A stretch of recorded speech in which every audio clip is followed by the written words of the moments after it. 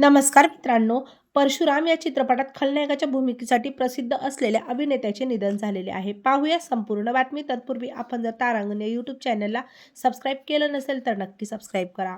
Doctor राजकुमार यांच्या परशुराम या चित्रपटात खलनायकाच्या भूमिकेसाठी प्रसिद्ध असलेले अभिनेते अशोकराव यांचे हृदयविकाराच्या झटक्याने निधन झाले. 75 वर्षीय अभिनेते बऱ्याच काळापासून कर्करोगासारख्या गंभीर आजाराने ग्रस्त होते. त्यांचे बंगळुरू येथील त्यांच्या निवासस्थानी निधन झालेले आहे. अशोकराव यांनी 250हून अधिक चित्रपटांमध्ये काम केले. बहुतेक खलनायक आणि सहाय्यक पात्रांमध्ये ते दिसले. त्यांनी दिग्गज अभिनेते डॉ. राजकुमार आणि विष्णुवर्धन यांच्यासोबत स्क्रीन स्पेस शेअर केली होती. त्यांच्या पश्चात एक मुलगा आणि एक मुलगी आहे.